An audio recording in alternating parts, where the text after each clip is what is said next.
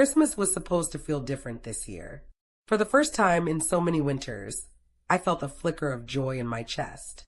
Since my husband, Richard, passed away, I had lived through each holiday with a hollow heart, staring at the empty chair at my dining table like it was a wound that never healed.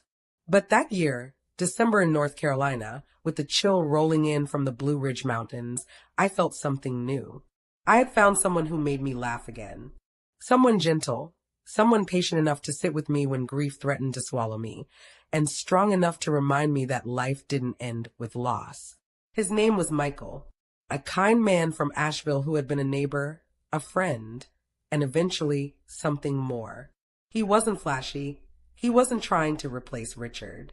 He was simply there, steady and real. And for a woman who had cried herself to sleep more nights than she cared to admit, that was a miracle. I wanted my family, especially my son, Daniel, and his wife, Claire, to see that I was finally healing. I wasn't a ghost anymore. I was living. So I planned Christmas carefully, down to the smallest detail. The tree glittered with gold and red ornaments I'd collected over the years. The smell of roasted turkey filled my home, mingling with the cinnamon sugar scent of the pies cooling on the counter. I had set the table with Richard's old silverware, polished until it shone. It was a symbol in my mind, a bridge between the past and the present, between grief and renewal. I thought this Christmas might be the one where my family would smile at me, nod approvingly, maybe even welcome Michael with cautious but open hearts. I thought maybe we'd laugh again like we used to when Daniel was a boy, when Claire was still a shy young woman trying to impress me, and when Richard's booming voice carried over the clatter of wrapping paper. But the moment I introduced Michael as my husband, I saw it in their faces. Not curiosity, not even polite tolerance, but disgust. Daniel's jaw tightened, his eyes narrowing into the same sharp stare his father used to give when he was disappointed. Claire's lips curled into something halfway between pity and contempt. The silence was thick, heavier than the turkey roasting in the oven. And then Daniel's voice, my own son's voice, cut through the air like ice. "So this is the man you replaced Dad with," he said flatly. I felt my breath catch. "Daniel, honey, it's not about replacing." Claire leaned forward, her words sharper than the carving knife lying idle on the table. "We don't want to know him. We don't want to know about this joke. You're embarrassing yourself." Michael shifted uncomfortably beside me, his hand twitching as though he wanted to reach for mine, but thought better of it. But Daniel wasn't done. His voice grew colder, each word striking harder than the last. "You're not part of this family anymore. You're out of the will. As far as we're concerned, you're dead to us. Dead to them." The words hit me harder than the day I buried Richard. At least then, the loss had been carved by fate. This was my own child severing me like a diseased branch from the family tree. I sat frozen, my Christmas joy crumbling into ashes around me. The tree lights blurred through my tears. The laughter I had imagined dissolved into silence. I had brought them love. I had offered them my heart again, but all they gave me was betrayal. In that moment, I realized something.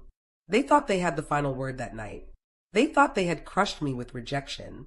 But they had no idea that I had one last gift waiting for them, one they would never forget. Before I tell you what I did, let me pause here for just a second. Writing this down, reliving every cutting word and every breathless pause, has taken me hours upon hours of effort. These stories don't just appear.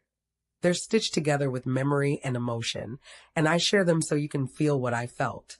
So if you've made it this far, I'd love for you to subscribe. It helps more than you know, and it keeps me going through the long nights it takes to put these chapters together. Now, back to that night. The woman I used to be. To understand why their betrayal burned so deeply, you need to know who I was before all this. I'm Margaret. I was born and raised in Raleigh, North Carolina. I grew up in a working-class family. My father drove trucks. My mother cleaned houses. I learned resilience early, learned to cook hearty meals out of scraps, learned to smile even when bills piled higher than hope. When I met Richard at a church picnic in Durham, I thought I'd stumbled into a dream. He was strong, charismatic, the kind of man who could make a room go quiet with just his laugh. We built a life together, Decades of Christmas mornings, summer road trips to Myrtle Beach, late night coffee runs when we couldn't sleep. We had Daniel, our only child, and poured every ounce of love into him. Losing Richard broke me. I won't sugarcoat it. After his funeral at Oakwood Cemetery, I shut myself away for months. Food lost its taste. Music became noise. The only company I kept was grief. And Daniel? He drifted further and further from me, burying himself in work, leaning on Claire, and visiting me only when obligation outweighed indifference. So when Michael came along, quietly, slowly, without forcing his way into my heart, I felt like I was being pulled out of quicksand. He wasn't trying to be Richard. He was simply Michael, and that was enough. But Daniel and Claire never saw it that way. To them, my moving on was betrayal. The Christmas table. That Christmas table should have been a place of warmth. Instead, it became a battlefield. I tried to salvage the evening, I really did. I tried to laugh lightly, change the subject, offer them more food, remind them of the traditions we'd always cherished. But every attempt was met with cold stares and clipped responses. Michael sat there, shoulders tense, his soft brown eyes darting between me and them like a man watching a storm roll in. Then Daniel dropped the bomb, cutting me from his life, from his will, from his family. For a second, I thought I might faint. My chest tightened, my ears rang. I wanted to scream at him, to remind him of the nights I stayed up when he was sick as a child, the years I worked overtime, so he could go to college, the sacrifices Richard and I had made so he could stand where he stood now. But I didn't scream. I didn't cry. I simply stood, my hands shaking as I picked up the wrapped present I had brought for them. A heavy, neatly tied box with gold ribbon. "I see," I said quietly, my voice steadier than I expected. "Merry Christmas, Daniel." "Merry Christmas, Claire." Then I set the box down in front of them, and I walked out. I didn't slam the door. I didn't make a scene. I just left, the cold night air biting my cheeks as I stepped into the silence of the street. Behind me, I heard Claire's sharp whisper. "What on earth is this supposed to be?" Then Daniel, "Just open it." I didn't stay to watch, but I knew. I knew what was inside that box would change everything. Closing thought for chapter 1. That was the night they thought they had erased me. That was the night they thought they had silenced me forever. But they had no idea that my quiet exit wasn't surrender. It was the beginning of something much larger. Tell me something, though. If you were in my shoes, if your own child told you that you were dead to them, would you have walked away silently too? Or would you have fought back right there at the table? I'd love to hear in the comments, because this is just the start. The drive home that Christmas night was quiet. Too quiet. Michael tried to reach for my hand as the headlights cut through the dark Carolina backroads, but I pulled away gently, needing both hands wrapped around the wheel just to keep from unraveling. The air outside was brittle with winter frost, and inside the car, the silence pressed down heavier than the wool coat I had buttoned all the way to my throat. I wasn't angry yet. I wasn't even sad. I was hollow. Daniel's words kept echoing inside me like a church bell that wouldn't stop tolling. "You're not part of this family anymore. You're out of the will. As far as we're concerned, you're dead to us." Dead.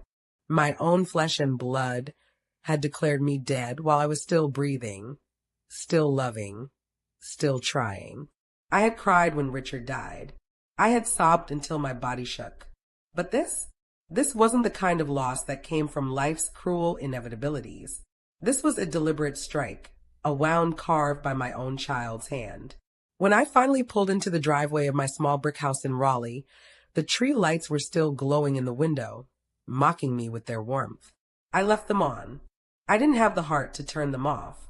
Inside, I set my purse on the counter and sat down at the kitchen table, the same one where Richard and I had eaten countless meals together, where Daniel had once done his homework while I quizzed him on spelling words.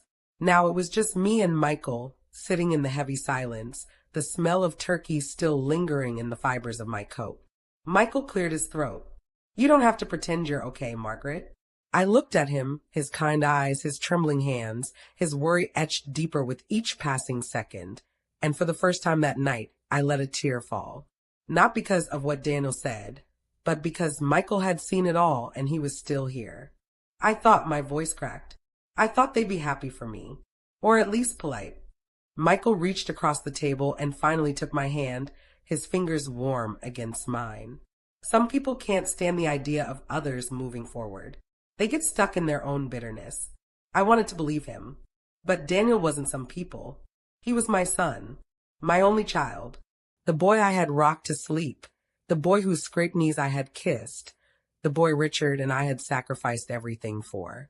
And now he had cast me aside like I was nothing. That night I didn't sleep. I lay awake, staring at the ceiling fan turning slowly above me, listening to Michael's steady breathing beside me. I kept drifting between past and present. One moment, I was back in 1993, standing in the bleachers of Daniel's high school gym in Raleigh, cheering until my throat burned as he scored the winning basket. Richard had lifted me into the air, laughing, shouting, "That's my boy." The next moment, I was at Oakwood Cemetery in 2018, kneeling at Richard's grave as Daniel stood stiffly beside me, his arm wrapped protectively around Claire, his face unreadable. I had reached for him, hoping for comfort, but he had barely squeezed my hand before letting go. And now, in 2022, Daniel's words replayed over and over, "Dead to us." Something shifted in me during those hours of sleepless reflection. I realized I had spent years begging for scraps of Daniel's approval, years of swallowing his coldness, accepting his excuses, pretending not to notice the way Claire rolled her eyes at me whenever she thought I wasn't looking. I had told myself it was grief, that Daniel's distance was just his way of coping after losing his father, that Claire was simply protective of her husband. But that night, clarity settled over me like the frost outside my window. This wasn't grief. This wasn't protection. This was cruelty. This was disrespect. And I had allowed it for too long. Somewhere around 4 a.m., I sat up in bed, startling Michael. "Margaret," he murmured groggy. "I'm fine," I whispered, though my pulse was racing. I need to think." I slipped out of bed, wrapped myself in a blanket, and sat at the kitchen table again. This time I didn't cry. I didn't replay Daniel's words like a victim. I started thinking like someone who had been underestimated for far too long. Daniel thought cutting me out of his life, out of his will, was the final blow. He thought he had the last word. But what he didn't realize was that I still had power. Power he didn't even know about. Richard had left things in order before he died. Investments, properties, insurance policies, things Daniel had never bothered to ask about because he assumed everything would fall into his lap. But it hadn't. And now, with me remarried, with Daniel declaring me dead, the balance of power had shifted. For the first time in years, I felt something other than grief or shame. I felt resolve. You might wonder why my son, my own blood, could treat me this way. To answer that, I have to tell you a little about Daniel and Claire. Daniel grew up privileged compared to me. He never had to wonder if there would be food on the table. He went to good schools, played sports, took trips with us. Richard and I worked ourselves raw to make sure he never felt the poverty I had known. But privilege has a way of warping gratitude. Daniel learned to expect things rather than earn them. He became ambitious, yes, but also entitled. When he married Claire, a woman from a wealthy Charlotte family, his entitlement found its match. Claire was sharp, calculating. She sized people up instantly and decided whether they were useful or not. I knew from the beginning she didn't think much of me. She tolerated me because I was Daniel's mother, but she made no secret of her disdain once Richard passed. And Daniel? He followed her lead more often than he followed his own heart. It was Claire's voice I heard that night as clearly as Daniel's. Her venomous words, "We don't want you or that lame man in this family." It wasn't just Daniel cutting me off. It was both of them, together. And that was their mistake. Because together, they had underestimated me. As the sun crept up that morning, painting the Raleigh sky in streaks of pink and orange, I made myself a cup of coffee and sat back down at the table with a notebook. For the first time in years, I wasn't writing grocery lists or doctor appointments. I was writing a plan. Not a plan for reconciliation. Not a plan for begging or pleading for their love. A plan for justice. If they wanted me dead in their world, fine.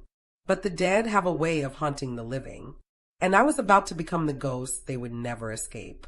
That was the moment the scales tipped. That was when I stopped being the grieving widow, the desperate mother clinging to a son who didn't want her. That was when I became something else entirely, a woman with nothing left to lose, and therefore everything to gain. If your child told you that you were dead to them, would you cut them off completely, or would you still hope for reconciliation? Let me know in the comments. I'm curious how others would handle a wound that deep. Because the path I chose wasn't about forgiveness. It was about teaching Daniel and Claire that betrayal has consequences. And my first step was already in motion. The days after Christmas felt like walking through a fog. The house was quiet except for the occasional creak of the old floorboards, and every corner seemed to hum with the silence of absence. Normally, I would have busied myself with packing away ornaments, folding the festive tablecloth, sweeping up the fallen pine needles that had gathered near the base of the tree. But I let them stay. I wanted to sit in that aftermath, to feel the sting of Daniel and Claire's words in every twinkling light and every piece of garland that seemed suddenly grotesque in its cheerfulness. Michael gave me space. He cooked me breakfast, made sure I drank water, checked in with me gently, but he never pressed. He understood that my silence wasn't weakness, it was strategy.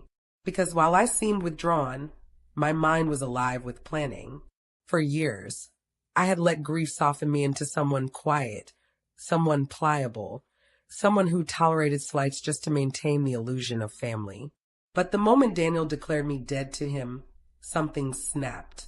He had stripped me of the very identity I had built my life around, mother, nurturer, anchor of the family. In his eyes, I was gone. But if he thought my death was the end of the story, he had no idea who I truly was. On the second day after Christmas, I drove into downtown Raleigh and sat in a little cafe near Fayetteville Street. I brought my notebook with me, the one I had begun scribbling in on Christmas night, and I opened it to a fresh page. I listed everything I had at my disposal. The life insurance payout Richard had left me, the rental properties we had purchased years ago as investments, the savings accounts Daniel didn't even know existed, the fact that, legally, Daniel had no claim over my estate as long as I lived. Daniel assumed he was the heir. He assumed my life, and my possessions existed to funnel into his future. But he was about to learn that assumptions can be dangerous. My first step wasn't going to be dramatic. No explosions, no grand reveals. Revenge works best when it simmers, when it builds quietly in the background until the target doesn't realize they're being cooked alive. I started by reviewing the paperwork for the house Richard and I had bought in Wilmington years ago. Daniel had always loved that beach house. He had spent summers there as a teenager, bringing friends along for lazy weeks of sand and surfing. When Richard died, Daniel made it clear he expected to inherit that house one day. What he didn't know was that the house was entirely in my name. I had considered leaving it to him, even after his coldness in recent years. But after Christmas, that idea was buried for good. I called a realtor the next morning. I'd like to put my beach property on the market, I told her. No, I don't want to wait until spring. Let's list it now. By New Year's Day, the house was under contract. The satisfaction I felt signing those papers was like nothing I had felt in years. With one pen stroke, I had erased the future Daniel believed was guaranteed. That was just the beginning. Michael noticed the change in me. You're different, he said one evening as we sat on the porch, wrapped in blankets against the chill. I've been mourning for too long, I replied. I'm done mourning. I'm building. He tilted his head. Building what? I looked out over the quiet Raleigh street, the bare trees stark against the winter sky. A lesson. One Daniel and Claire won't forget. The second step came in February. Daniel had often bragged about the business connections he had in Charlotte, how his network was growing, how he was making something of himself. I knew enough from past conversations to identify a few of those connections. Richard had been respected in his field, and some of those same people still respected me. I began making calls. Friendly, casual, seemingly harmless.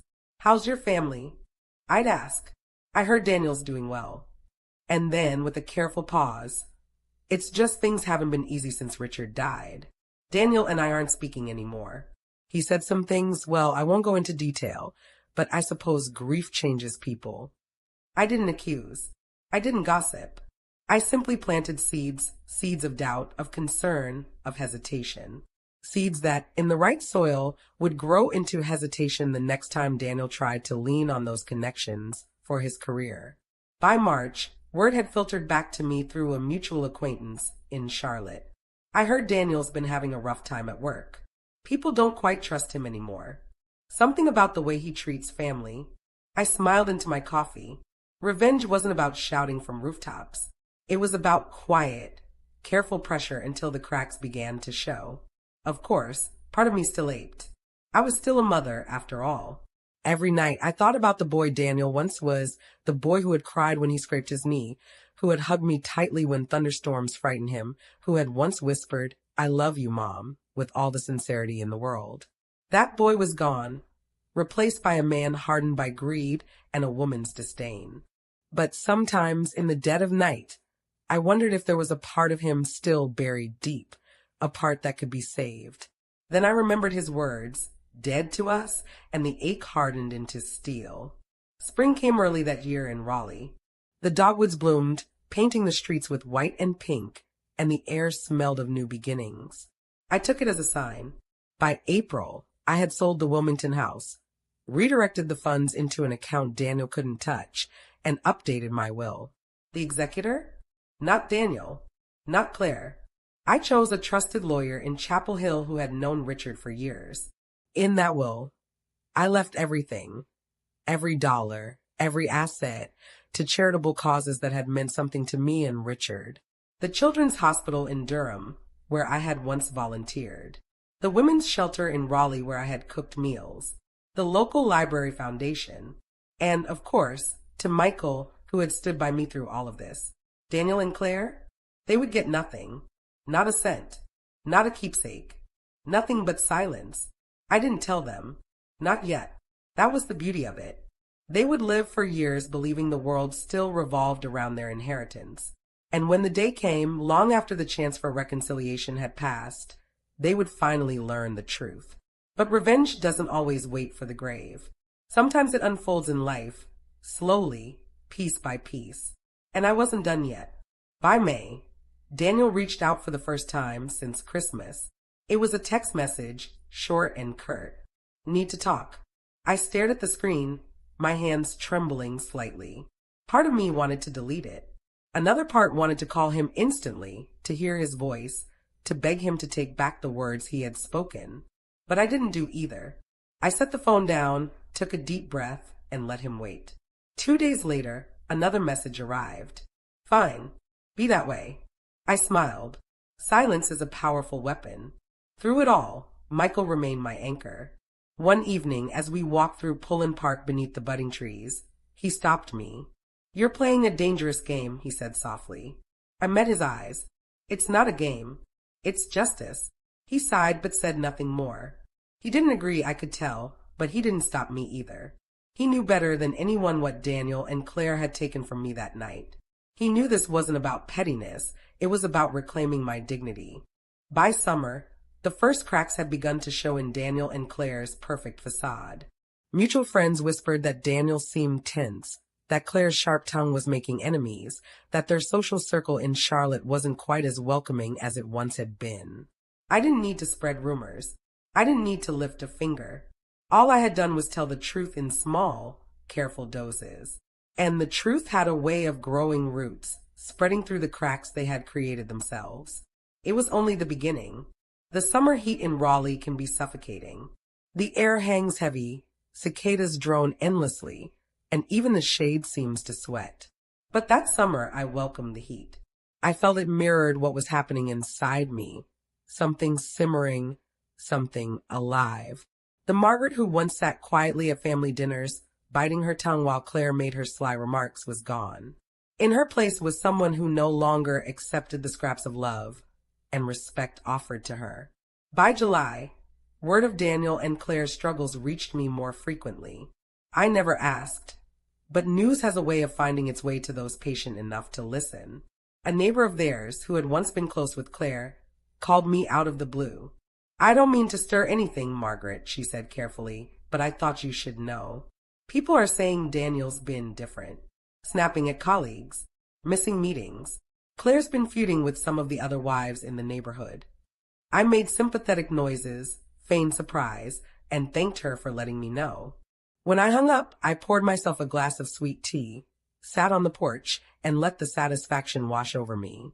They had planted their own seeds of arrogance and entitlement. All I had done was water them. The cracks began to show in small ways. Daniel stopped posting his flashy updates online.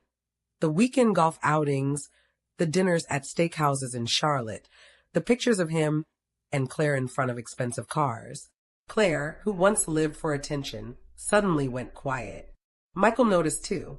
One evening, as we sat in the living room with the windows open to catch the faintest breeze, he set down his book. They're unraveling, he said. I didn't look up from my knitting. Of course they are. You can't build a house on rotting wood. You're not just watching, Margaret. You're helping it along. I set the yarn in my lap and met his gaze. And why shouldn't I? They declared me dead. They buried me with words. But the thing about the dead, Michael, is that they don't always stay buried. He didn't argue, but I could see the worry in his eyes.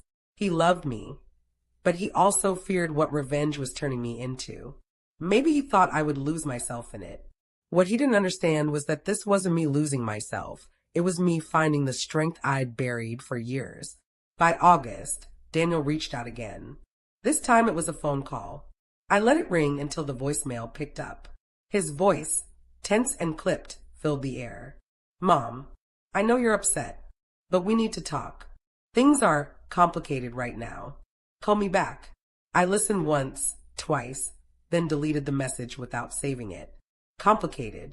That was his word for when life stopped handing him everything he thought he deserved.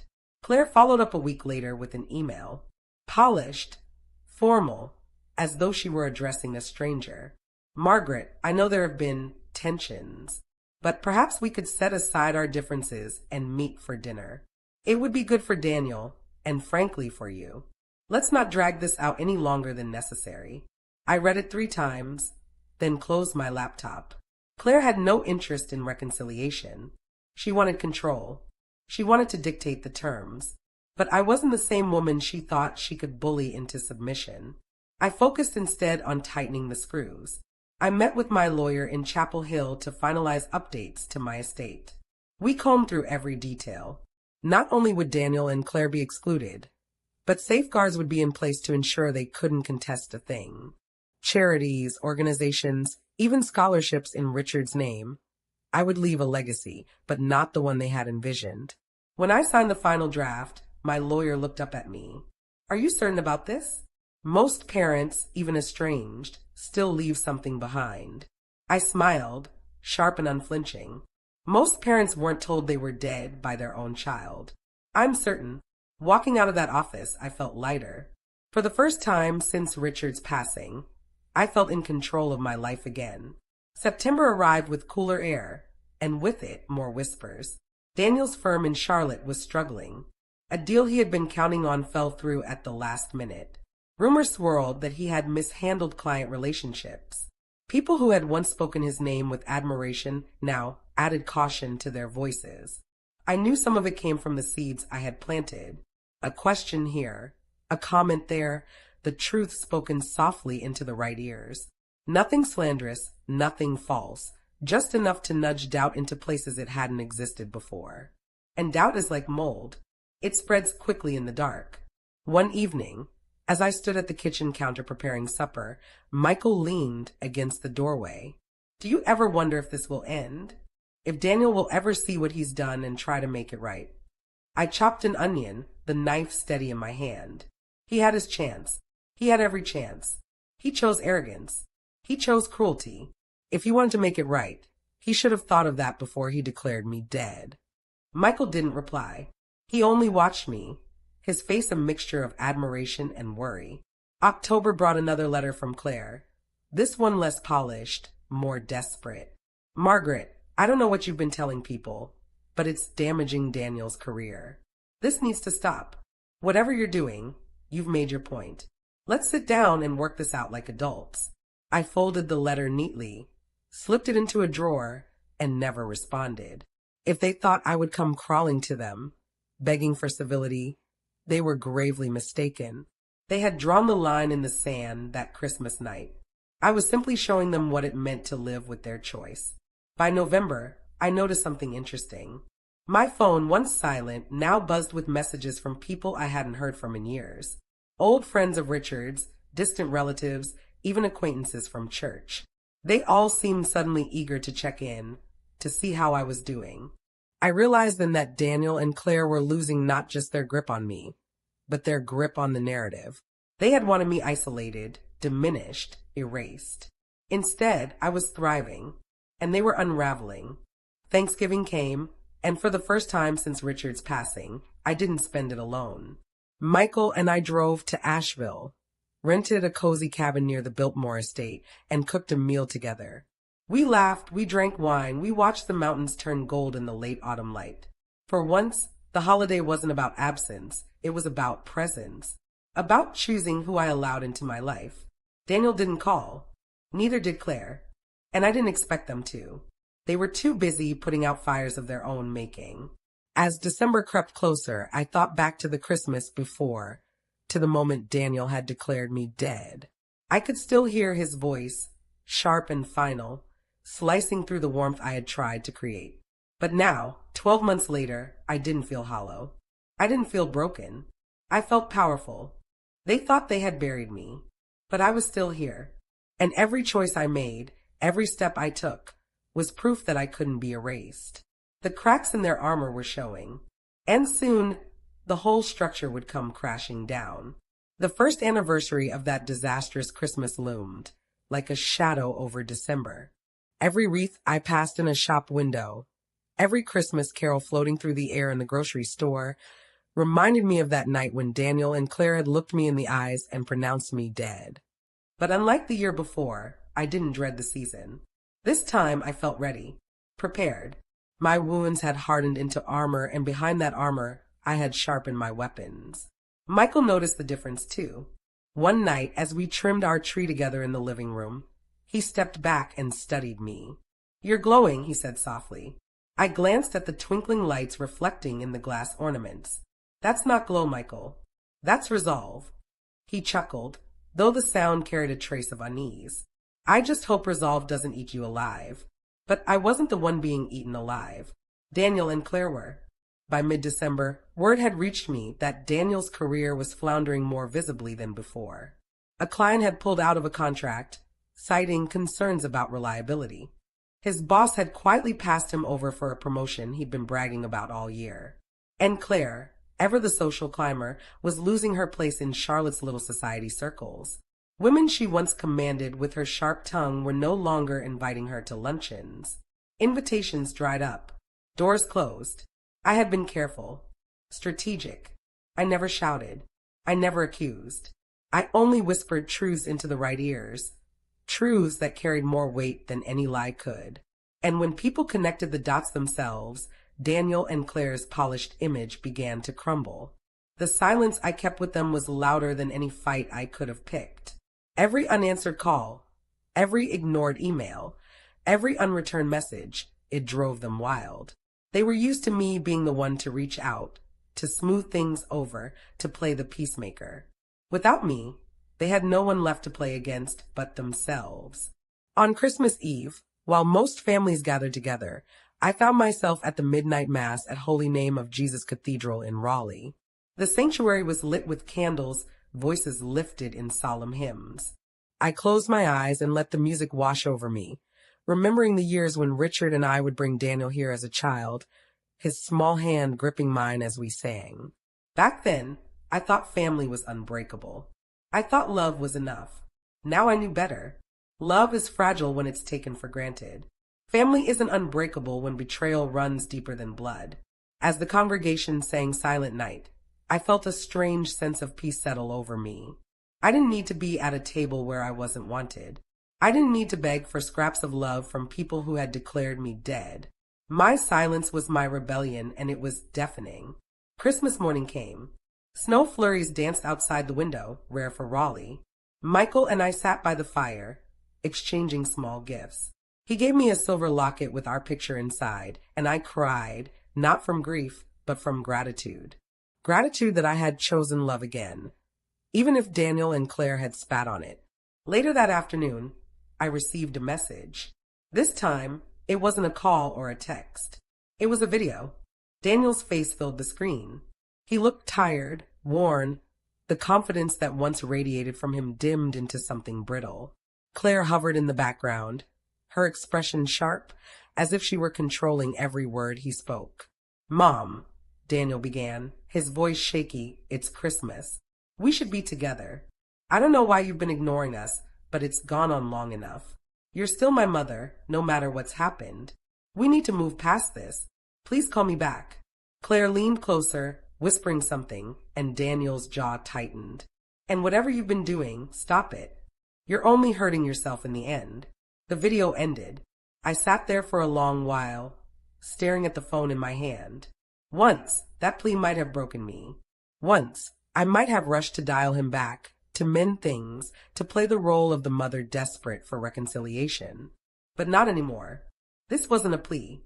It was a performance, a desperate attempt to pull me back into their web, to reassert control. And I wouldn't fall for it.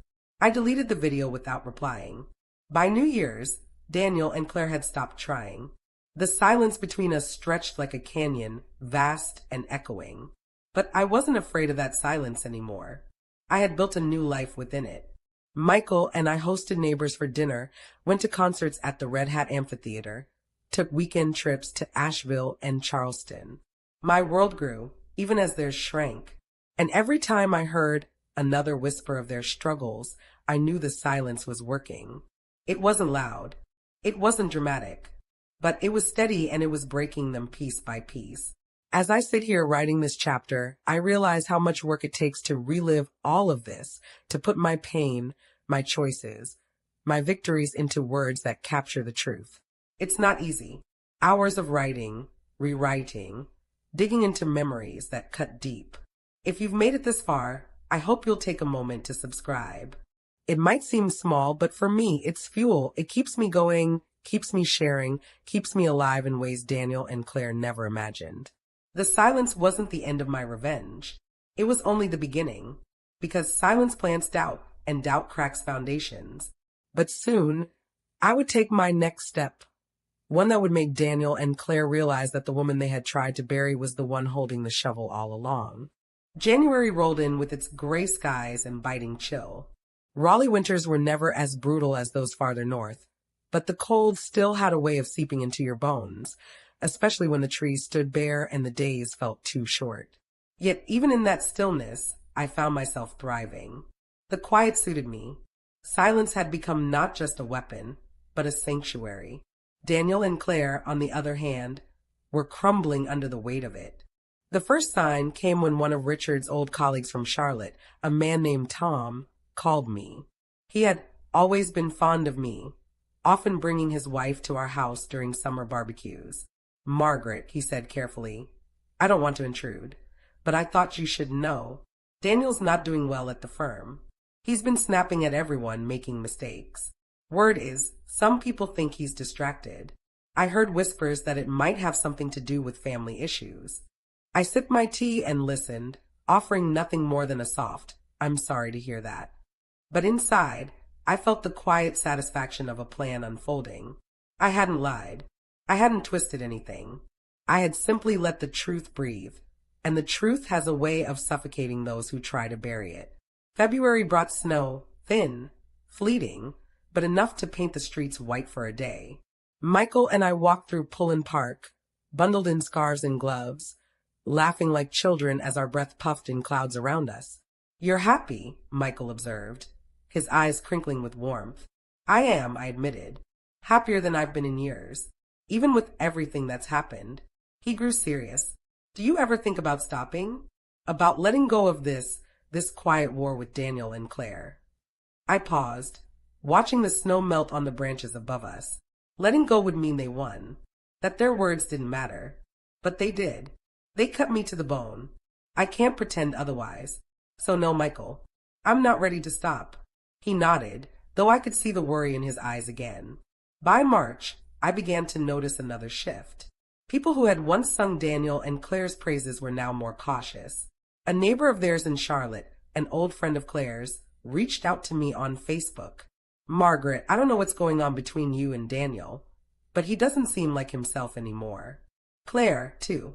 "She's been so bitter lately, so sharp. I hope you're okay." I didn't answer, but I smiled at the message. Their own behavior was betraying them. The more they flailed against my silence, the more transparent their bitterness became. In April, I received another email from Claire. Shorter this time, less polished. "Margaret, you need to stop whatever it is you're doing. People are talking. Daniel's career is on the line. This isn't just about you anymore. You're destroying our family name." I read it once, twice, and then closed my laptop. Destroying the family name? No. They had done that themselves the night they declared me dead. I was simply refusing to carry the burden of their cruelty any longer. May brought new life to Raleigh, the azaleas blooming, the air warming, the streets alive with festivals.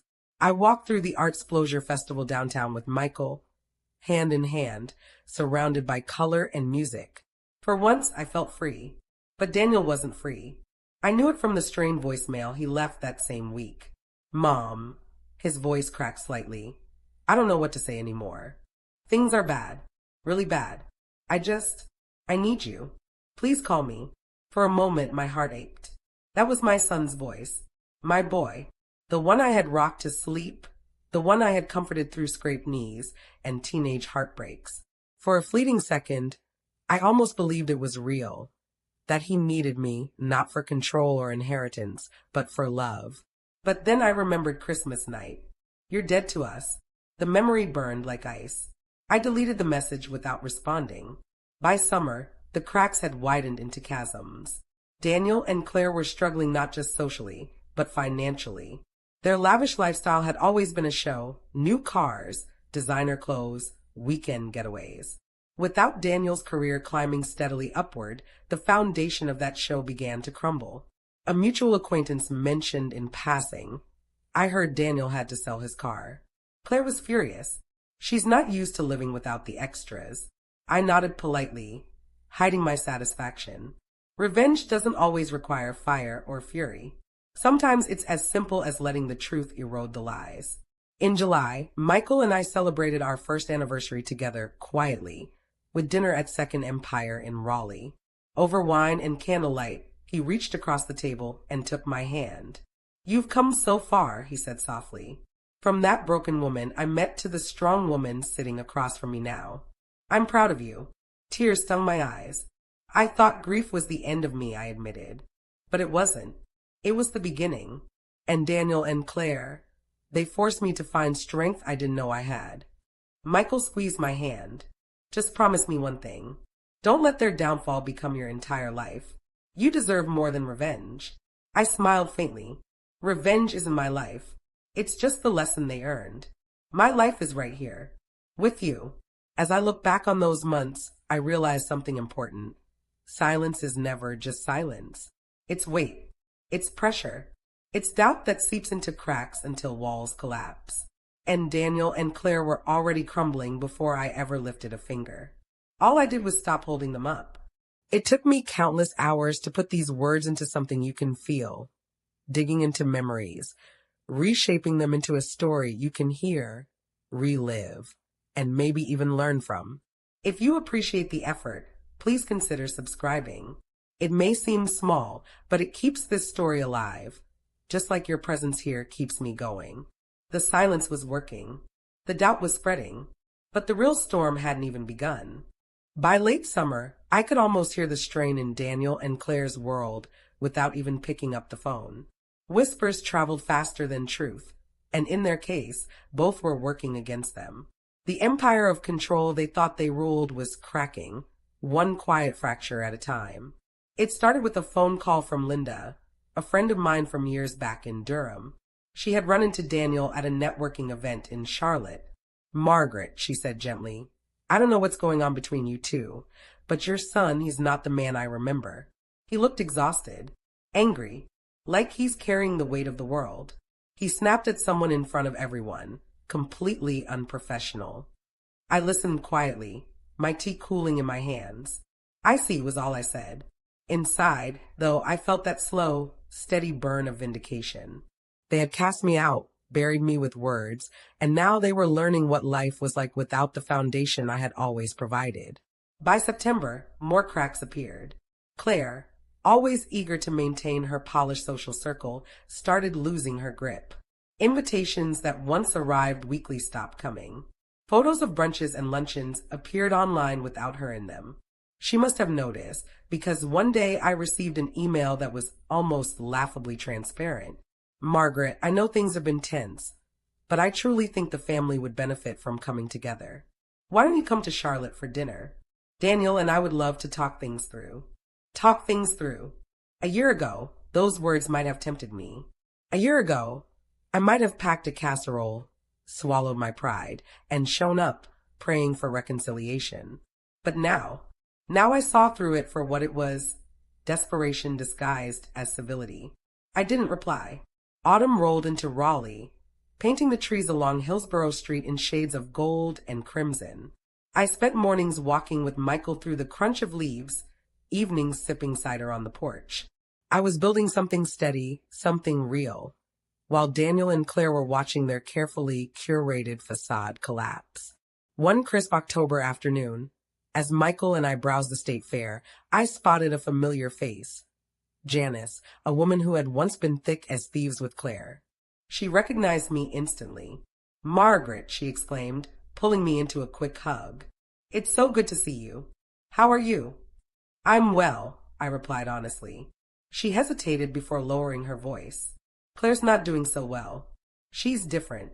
Meaner, if that's possible. People are starting to distance themselves. I think she's scared." I gave a small smile. Sometimes fear brings out the truth. November arrived, and with it, Thanksgiving. Michael and I traveled to Charleston, strolling hand in hand through cobblestone streets, admiring the antebellum houses and savoring seafood by the water. It was peaceful, romantic, untainted by family drama. Daniel didn't call. Claire didn't email. But I knew why. Their silence wasn't reconciliation, it was retreat. They were too busy trying to patch holes in their sinking ship. Then, in early December, another message came. This one was from Daniel himself. "Mom," his voice cracked on the voicemail, "please. I don't know what you've told people, but it's ruining me. Clients are leaving. Coworkers don't trust me. Claire's furious. She says it's all your fault. But I don't know anymore. Maybe it is me. Maybe I ruined this. Please, can we just talk?" For a moment, my heart clenched. That was my son, my flesh and blood. I could hear the fear in his voice, the despair that reminded me of the boy who once came to me for comfort when nightmares woke him. But then I remembered Christmas night. His face twisted with contempt, his voice declaring me dead, Claire's sharp words slicing into me. I couldn't forget. I wouldn't forget. I deleted the message without a word. Christmas lights began to appear around Raleigh, stringing the city in warm, glittering colors. Michael and I decorated our own tree, laughter filling the house as we hung ornaments. But this year, I didn't just feel joy. I felt power. Daniel and Claire had thought they had buried me. Instead, they had buried themselves. And the beauty of it all, I didn't have to lift a single hand in anger. All I had to do was step aside and let their own cruelty, their own arrogance, unravel them. By the time Christmas Eve arrived, I knew one thing for certain. The cracks in their kingdom were no longer just cracks. They were fractures, spreading quickly, unstoppable. And soon, the whole thing would come crashing down. The second Christmas after my so-called death arrived with a strange quiet. Raleigh streets sparkled with lights, store windows glittered with wreaths and bows, and families bustled about with shopping bags and laughter. But for me, the season didn't carry the same sting as the year before. I no longer looked at the empty chair and felt hollow. I no longer replayed Daniel's words on loop in my mind. Instead, I felt detached, as though the wound had scarred over and left behind something tougher, something unshakable. On Christmas Eve, Michael and I drove out to Umstead Park. The air was crisp, The sky painted pink and gold as the sun sank behind the pines. We walked quietly along the trail, crunching through fallen leaves. At one point, Michael stopped, took my gloved hand in his, and looked at me with a steady gaze. "Do you ever wonder," he asked, "if you'll regret not trying one last time with Daniel?" I sighed, staring at the horizon. Regret is a funny thing. People think it's about what you didn't do, but really, it's about what you allowed. If I reached out to Daniel again, if I let Claire sharpen her tongue on me one more time, I'd regret that. Not this. He nodded, though I could see the sadness in his eyes. He wanted reconciliation for me, even if he didn't believe it was possible. The very next day, on Christmas morning, Daniel broke the silence again. This time, he didn't call. He showed up. I'll never forget opening the door and seeing him standing there, his hands shoved deep into the pockets of his coat, his face thinner, older, worn down by the year. Claire wasn't with him. He stood alone, eyes darting nervously as though he expected me to slam the door in his face. "Mom," he said quietly, "please, can I come in?" I hesitated. For a split second, my heart leapt. This was the moment, wasn't it? The redemption arc. The prodigal son coming home, humbled, ready to make amends. But as he stepped into the house and I watched his eyes flick over the decorations, the gifts under the tree, the warmth of the fire, I saw it, the calculation, the hunger. He wasn't here for me. He was here for what he thought he'd lost. "Claire doesn't know I'm here," he admitted after we sat in the living room. She's angry. At you. At me. At everything. But I can't do this anymore, Mom. I need you. I need us to be a family again." His voice cracked, and for a moment I almost believed him. But then he leaned forward, his tone shifting. "Look, things are bad right now. Really bad. If you just, I don't know, ease up on whatever it is you've been saying. If you'd help me fix my reputation, we could move past this. I know I said some awful things, but you don't have to punish me forever. We're family. Families forgive." There it was. The bargain. The plea wrapped in manipulation. He wasn't here to rebuild. He was here to repair his image, his standing, his future. I sat back in my chair, studying him. "Daniel," I said softly, "do you even remember what you said to me last Christmas?" His jaw tightened. "I was angry. You told me I was dead to you, that I was out of the family, out of the will. Do you know what that does to a mother?" He looked away, silent. "You buried me with those words," I continued, my voice steady. "And now you come here asking me to resurrect myself for your sake? That's not forgiveness. That's convenience." His face darkened. "So you're really going to hold this over me forever? You're going to ruin my life because of one bad night?" I stood, my hands trembling but my voice unshaken. "I didn't ruin your life, Daniel. You did. You and Claire. And now you're living with the consequences." He stood too, his eyes flashing with anger. "Fine, if that's how you want it. But don't think this silence makes you noble. You're just bitter. And one day, you'll die bitter and alone."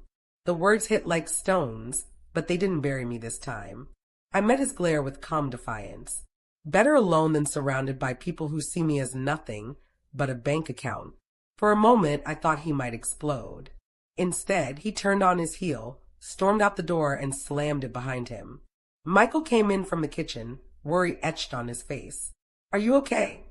I sank into the chair, exhaling slowly. Yes, because I finally see it for what it is. Daniel doesn't want a mother. He wants a safety net. And I'm done being that. Michael nodded, pulling me into his arms. "Then you made the right choice." In the days that followed, Daniel didn't call. Neither did Claire. But whispers traveled. People in Charlotte noticed his absence from events, his sudden withdrawal, his bitterness bleeding into public spaces. Some even reached out to me, sharing their concerns, their disappointments. I didn't need to respond. I didn't need to say a word. Their own actions spoke louder than anything I could ever say. And as the year drew to a close, I realized the redemption I once longed for wasn't coming. Not because I refused it, but because Daniel and Claire were incapable of it. They didn't want forgiveness. They wanted leverage, and I wasn't about to hand it to them. The walls of their kingdom were crumbling, and now they stood in the ruins, still pointing fingers instead of picking up the pieces. And me, I was free. January crept in with a wet chill that clung to Raleigh like a damp blanket. The holiday lights were packed away, storefronts stripped bare of tinsel and wreaths, leaving only gray skies and cold sidewalks behind. Yet I felt lighter than I had in years. For the first time, I hadn't spent Christmas buried in grief or shame. I had stood my ground, faced Daniel head-on, and refused to let his manipulations drag me back into the role of silent victim. But while I was finding peace, Daniel and Claire were unraveling in ways neither of them could hide. The first call came from Marjorie, an old neighbor of ours from when Richard and I lived in Wilmington. Her voice was hushed, conspiratorial. "Margaret, I don't know if you've heard, but things aren't good with Daniel. Someone told me he got into it with his boss in front of half the office, yelled at him, walked out. They say he might lose his job." I listened in silence, though my fingers tightened around the phone. I wasn't surprised. Daniel had always let arrogance push him into corners he couldn't escape from. Marjorie hesitated before adding, "I hate to say this, but Claire hasn't helped. She's been telling people it's all your fault, that you've been poisoning his reputation." I smiled faintly. If only the truth were that simple. "They've done this to themselves, Marjorie." I just stepped aside and let them. By February, more whispers reached me. Claire had been seen berating a hostess at a restaurant in Charlotte, her voice sharp enough to draw stares. A friend of a friend told me Daniel had been cut off mid-conversation at a business meeting when a colleague openly questioned his integrity. Their perfect facade had cracked, and now everyone was catching glimpses of the rot beneath. Michael and I sat at the kitchen table one rainy evening, reading together in comfortable silence. At one point, he looked up and asked, "Do you ever feel guilty?" Watching him fall like this. I thought for a long moment, listening to the rain on the roof.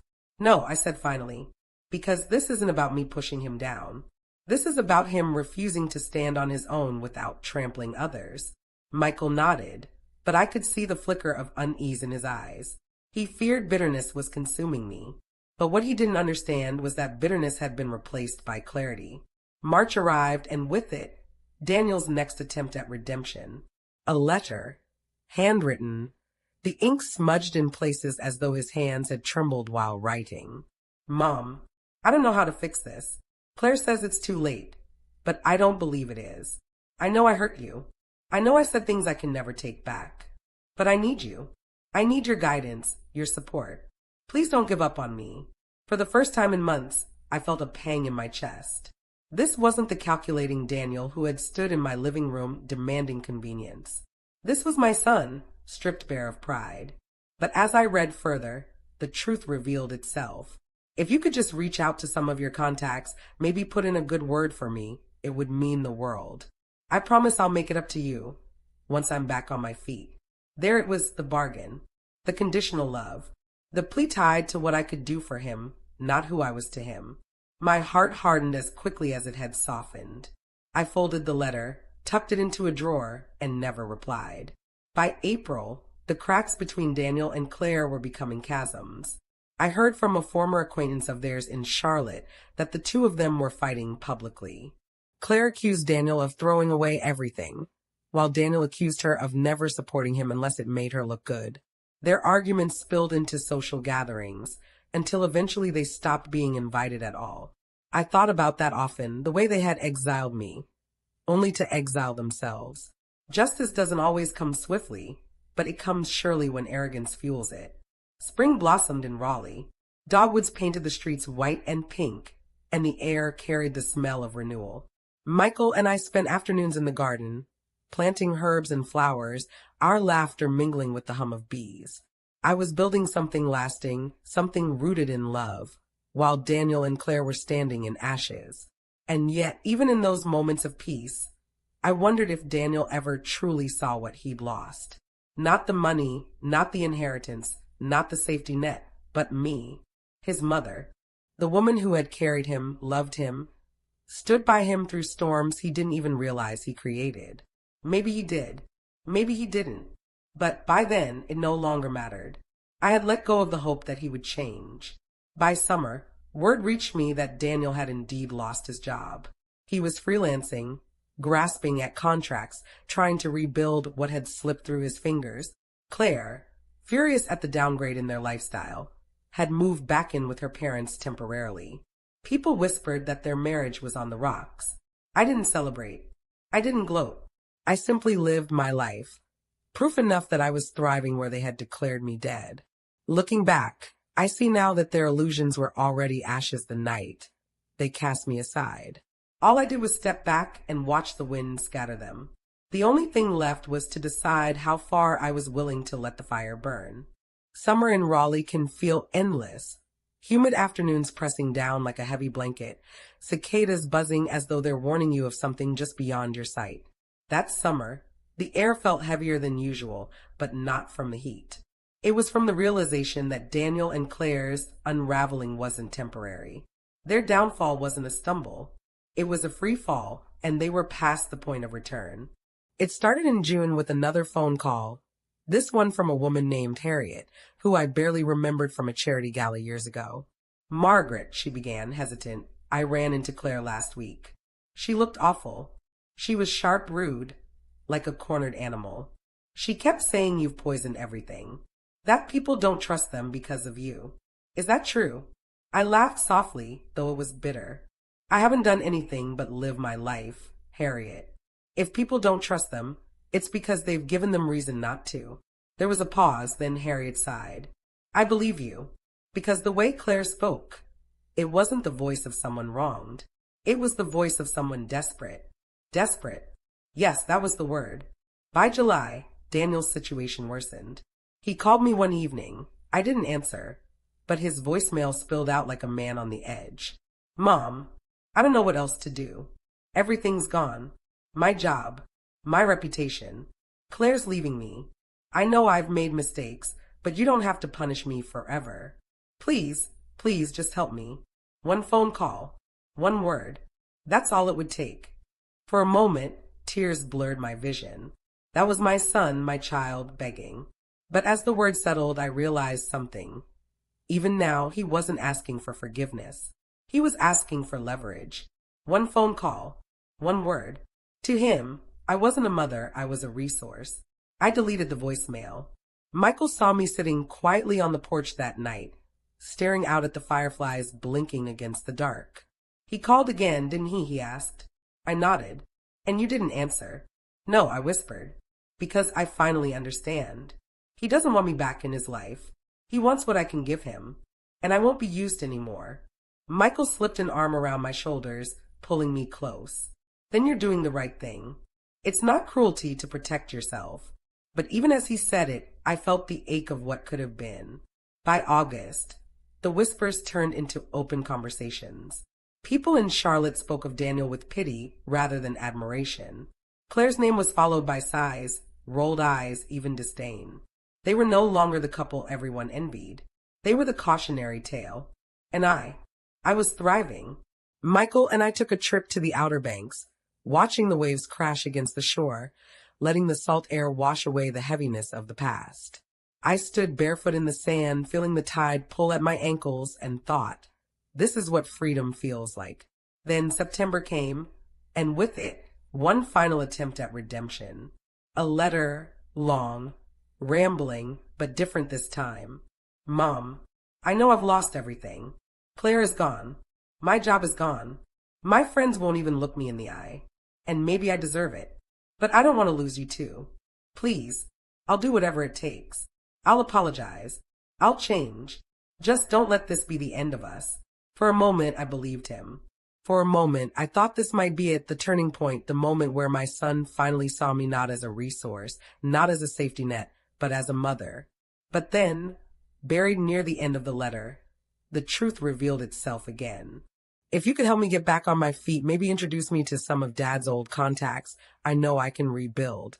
Once I'm steady again, we can start fresh." There it was. The bargain. Always the bargain. His love was always conditional. His redemption was always transactional.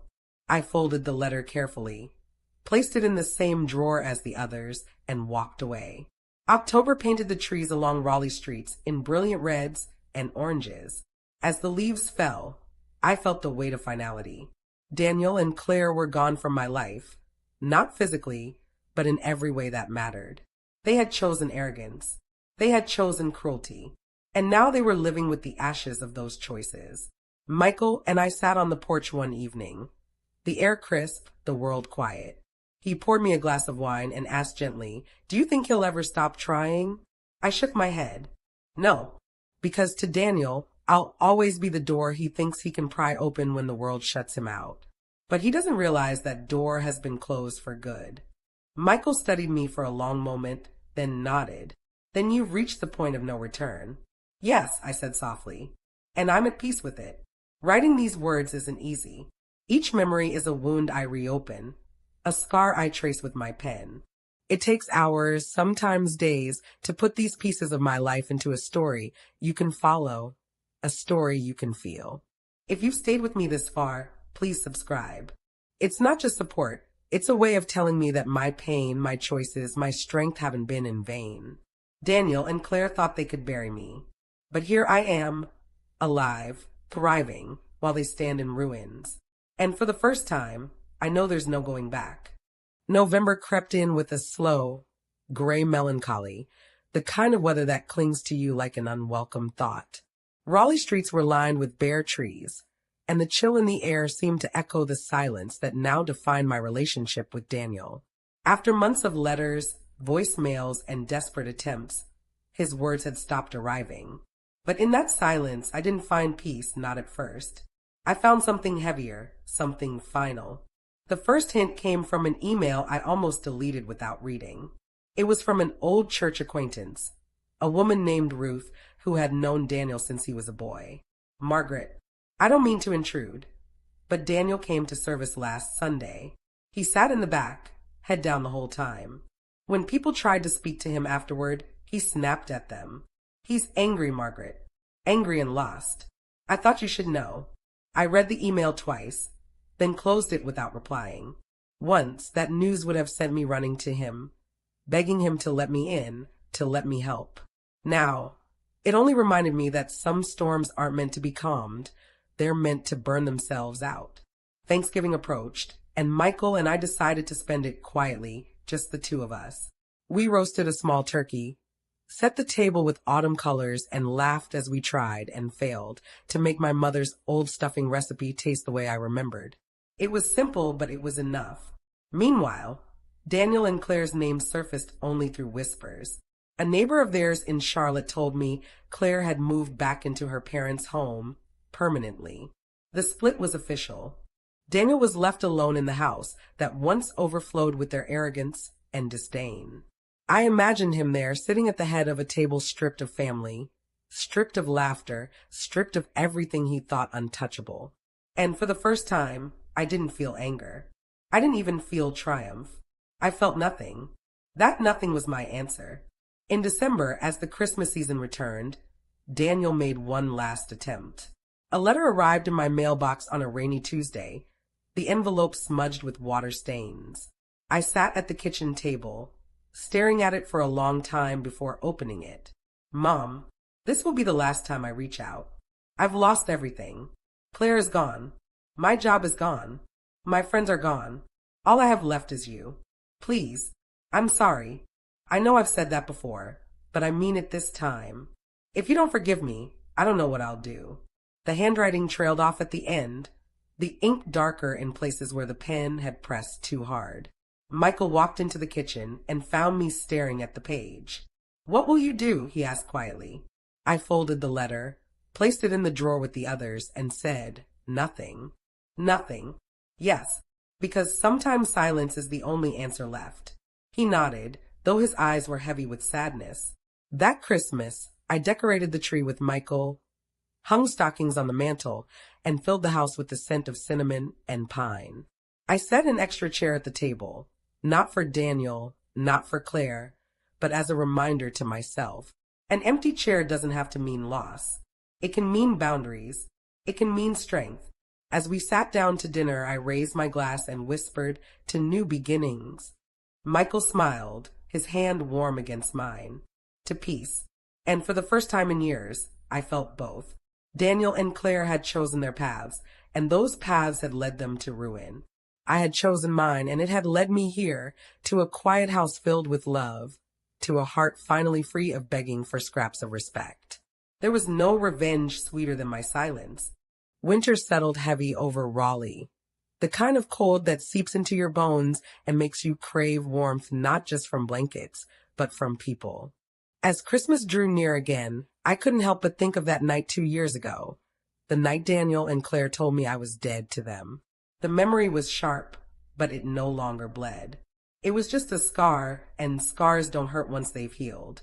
This time, the season carried no dread. Michael and I drove down to Asheville to see the Biltmore estate lit in its holiday splendor. Walking through the halls of that grand old home, decorated with towering trees and glowing fireplaces, I felt something I hadn't in years: joy, unburdened and complete. Michael teased me for lingering too long in the library, where the fire crackled and the scent of evergreen filled the air. "You look like you're finally at home," he said, smiling. "I am," I whispered back. "Not in this house, but in this life." But Daniel hadn't disappeared completely.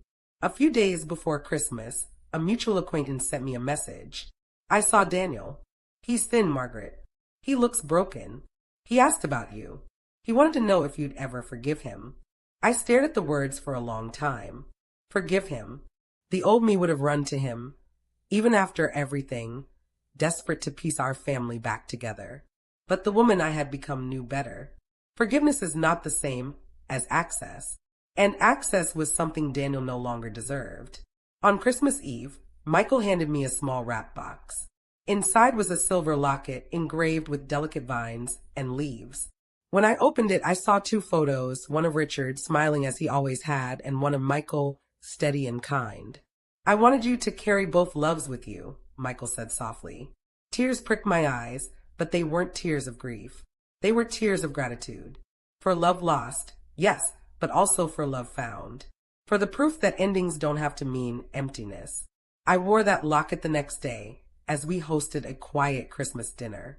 Just a few close friends, a table filled with warmth and laughter. No cold stares, no sharp words, no empty threats about wills or inheritances. Just life as it was meant to be lived. Later that night, I sat by the fire and thought about the gift I had given Daniel and Claire, the gift they never saw coming. It wasn't money. It wasn't punishment. It was the choice to walk away, to let them destroy themselves without lifting a hand. They thought they had the final word when they told me I was dead to them. But the final word had always been mine, and I had chosen silence. I had chosen peace. So here I am, telling my story not because I need sympathy, but because I need truth. Writing it down has taken me hours, days even. It's hard, peeling open wounds and showing the world the scars underneath. But if you've stayed with me through this journey, if you've listened, if you've felt even a flicker of my pain and my strength, then I ask you for one last thing. Subscribe. Support. Let me know that telling my story mattered, that I wasn't just shouting into the void. As the fire crackled low and the locket lay warm against my chest, I whispered the only words that mattered anymore. I survived. I healed. And I won. Because in the end, revenge wasn't about making them pay. It was about reclaiming myself. If you were in my shoes, would you have chosen silence? Or would you have answered Daniel's last call? Let me know in the comments. I'm curious how you'd carry the weight of a family that tried to bury you.